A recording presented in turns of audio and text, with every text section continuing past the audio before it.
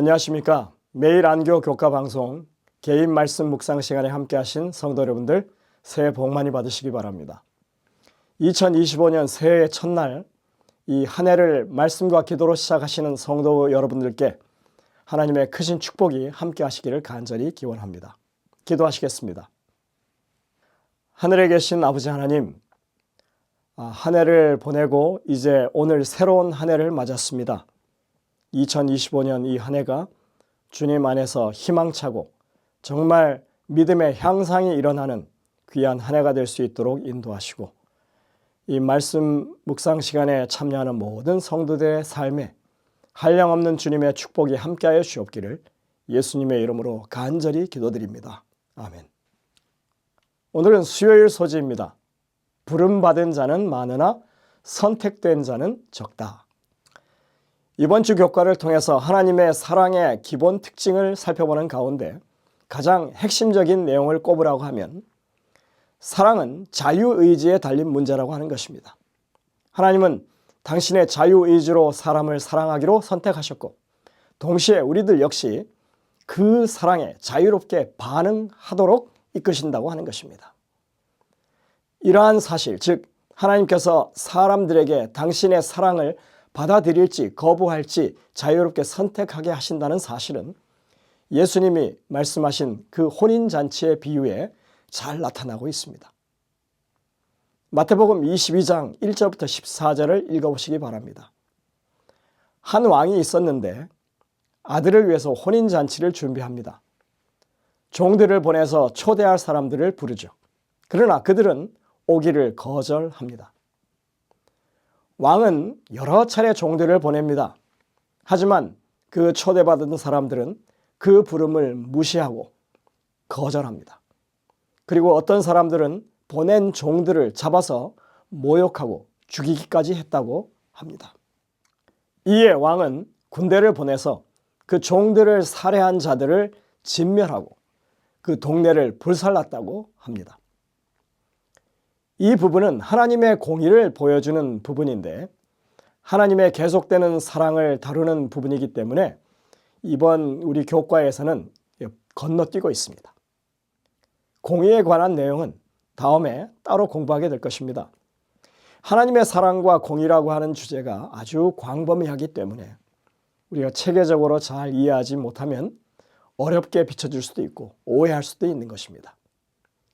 아마 성도들께서 이번 교과의 내용을 잘 따라서 공부하시다 보면 원만한 이해에 이르게 될 것이라고 확신합니다.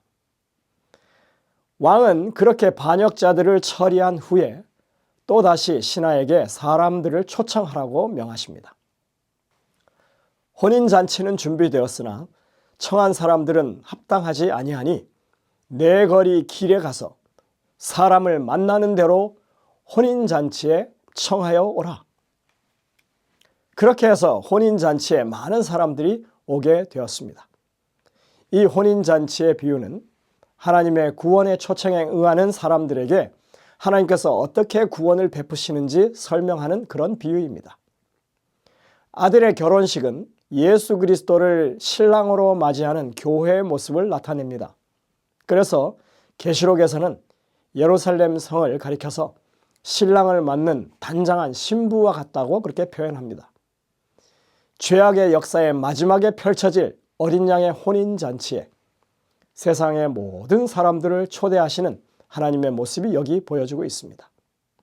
처음에 초대받았다 거절한 사람들은 다름 아닌 유대인들입니다. 그들은 가장 먼저 초청을 받았음에도 그 특권을 무시했고 거절하고 말았습니다.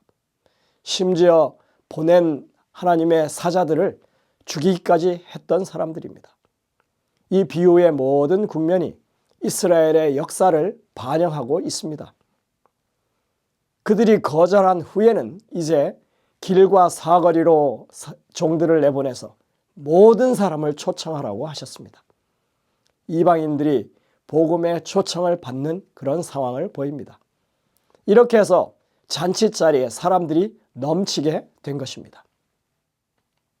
그런데 혼인잔치를 시작하는 시점에 혼인 예복을 입지 않은 사람이 발견되어서 쫓겨나는 사건이 발생합니다. 이 당시에 혼인잔치를 위해서 혼주가 예복을 준비했고 참석자들은 그 예복을 입는 것이 법도였습니다.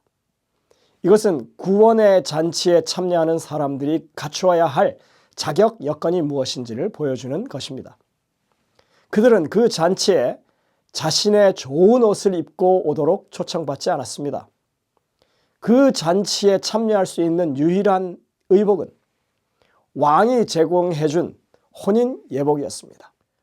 이것은 하나님의 나라에 들어갈 자격이 그리스도의 의의 옷밖에 없다고 하는 사실을 분명하게 보여주고 있습니다. 이 짧은 하나의 비유 속에서 하나님의 구속의 경륜의 가장 핵심적인 내용들이 다 비춰지고 있습니다. 그래서 우리는 참 놀라운 일을 여기서 목격하는 것입니다. 분명히 잔치에 초대를 받았음에도 불구하고 그 예복을 입지 않아서 쫓겨나는 경우가 있다는 것입니다. 이 비유의 마지막에 예수님은 다음과 같이 의미심장한 말씀으로 결론을 내리십니다. 부름받은 자는 많되 택함을 입은 자는 적도다. 선택받은, 다시 말해서 택함을 받은 자는 주님의 혼인잔치로 오라고 하는 초대를 받아들인 사람들입니다. 이 비유 전반에서 부르다 혹은 초대하다라고 된 그 헬라어는 칼레오라고 하는 말입니다. 그냥 부르다, 초대하다, 단순히 초청한다고 하는 의미로 쓰인 말입니다. 모든 사람이 초청을 받았습니다. 그리고 그 자리에 온 사람들은 택함을 받은 사람들이라고 말하고 있습니다. 헬라어로 에클레토스, 이것은 초청에 자원해서 응답한 사람이라고 하는 뜻입니다. 모든 사람이 초청을 받았지만 그 초청에 스스로 응해서 잔치자리에 참석한 사람은 적은 수에 속한다는 것이죠. 이것은 하나님의 구원의 섭리에 있어서 아주 중요한 핵심 포인트입니다. 하나님은 모든 사람이 구원받기를 원하셔서 초대하시지만 그 초대에 선뜻 응하는 사람들은 많지 않다는 것입니다. 그들이 스스로 선택했는데 성경에는 택함을 입었다고 표현하고 있습니다. 하나님은 모든 사람을 혼인잔치에 부르시는 분이십니다. 정말 한 길가의 사거리에 나가서 누구나 초대합니다. 그들은 많은 핑계를 대면서 거절하고 지나갔습니다. 누구라도 그분의 사랑의 요청을 거부할 수 있는 것입니다. 자유는 사랑의 필수적인 것이고 하나님은 누구에게도 사랑을 강요하지 않으십니다. 슬픈 일이긴 하지만 우리는 하나님과의 사랑의 관계를 거부할 수가 있습니다. 우리가 굴러온 독을 넝굴채 차버리는 것입니다. 여러분들, 우리는 하나님의 초대를 받아들인 택함받은 사람들입니다. 우리는 그 사실에 감사해야 합니다. 하나님께서는 당신을 사랑하는 사람들을 위해서 우리가 상상하는 것보다 그 어떤 것보다 더 놀라운 것을 준비해 놓으신 분이십니다. 그러나 아무리 좋은 것을 갖다 놨다 하더라도 그것을 원하지 않고 스스로 선택하지 않으면 결코 얻을 수가 없는 것입니다.